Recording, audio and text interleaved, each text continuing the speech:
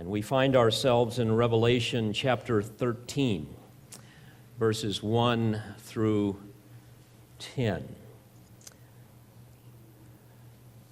I've entitled my discourse to you this morning, The Rise of the Beast.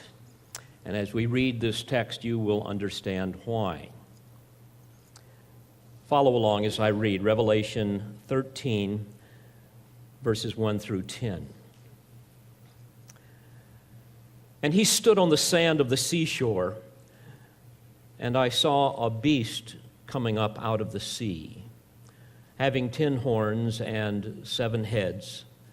And on his horns were 10 diadems, and on his heads were blasphemous names. And the beast which I saw was like a leopard, and his feet were like those of a bear, and his mouth like the mouth of a lion. And the dragon gave him his power and his throne and great authority. And I saw one of his heads as if it had been slain, and his fatal wound was healed. And the whole earth was amazed and followed after the beast.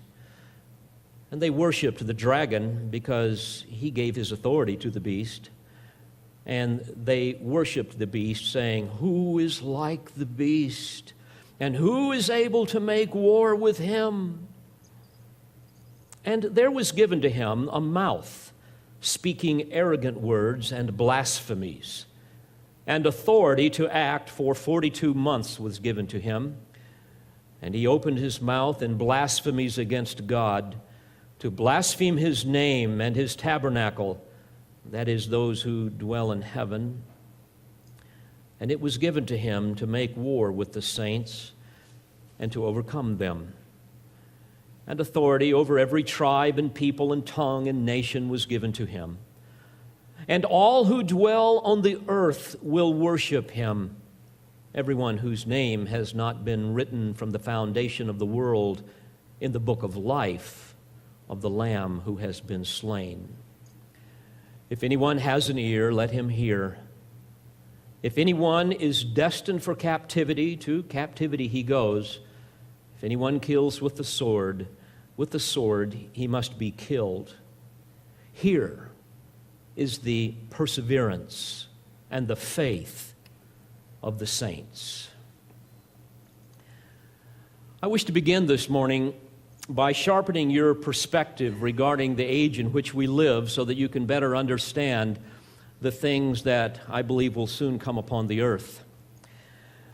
There is an old adage that says, nature abhors a vacuum. And indeed, we see that wherever there is a vacuum, immediately it is filled with something, whether it be water or air or some other form of matter. Because of sin, we know that mankind is at enmity with God. He is separated from his life. He languishes under the curse of all creation. And therefore, our world, to some degree, you might say, is experiencing a vacuum of righteous leadership that is essential to our survival. We also know biblically that Satan is the temporary god of this world, and his diabolical rule of the kingdom of darkness provides for us a stark contrast of the glorious kingdom that will come when our Lord returns. And only a delusional fool would deny that our world is not getting better, but it is getting worse. Indeed, the metastasizing corruption of sin is now eating away at the final organs of all of the world systems. The world has a leadership vacuum, and there are many who are trying to fill it. And it's interesting that the steady deterioration of societies is a real dilemma for the liberal elite, especially in our colleges and universities. those who remain committed to classic Darwinianism's evolutionary vision that would say that all human progress is ultimately going to trend upward. Well, the fact that that is not happening requires them to do something, and that is to resort to social engineering and control, which I might add as a footnote is the ultimate motive for this health care reform that we see today. And of course, this requires the superior wisdom of the liberal elite who must control the populace, whom they consider to be rather ignorant rabble. Man is desperate today for a leader with answers. And therefore, they're predisposed to worship anyone who would offer them some kind of change they can believe in. Imagine, dear friends, how much worse it will be when the church is removed, when there's no more Christians, when the church has been translated into glory, when there's no more salt and light, no more salt to prevent further decay and corruption morally, and no more light in the darkness, no more light of the truth of the gospel of Christ. David Larson said, and I quote, "Problems on earth seem insurmountable. No human leadership seems competent to address the complexity of the issues. A demographic explosion with moral, social, economic, ecological, and political ramifications baffles the think tanks of the world. Humankind's vaunted self-sufficiency evaporates in the face of insoluble questions.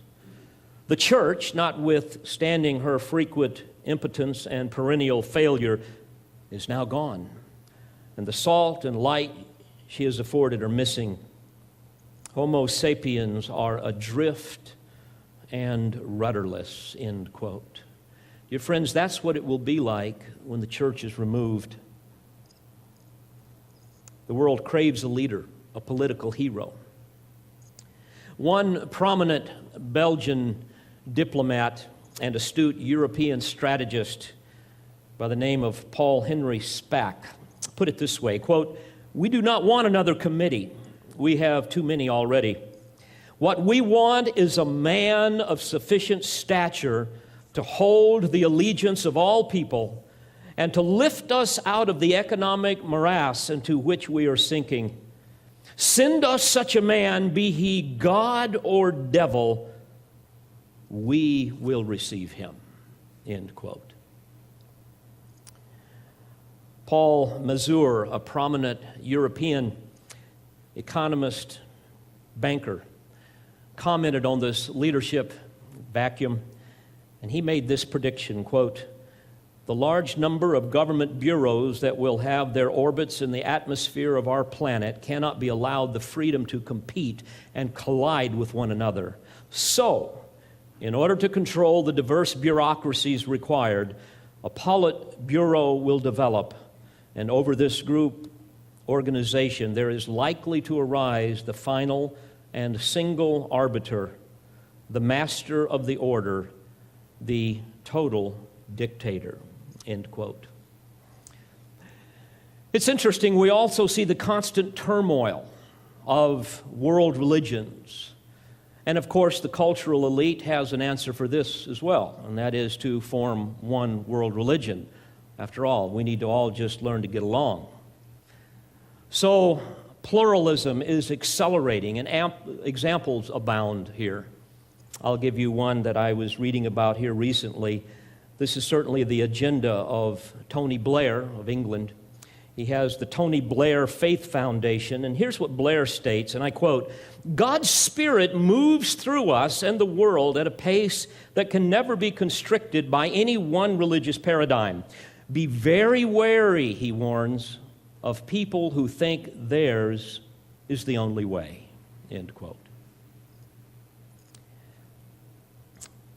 Members of his board, by the way, include a Zen Buddhist, a Hindu from Minnesota, an Anglican, a rabbi, and, of course, Rick Warren.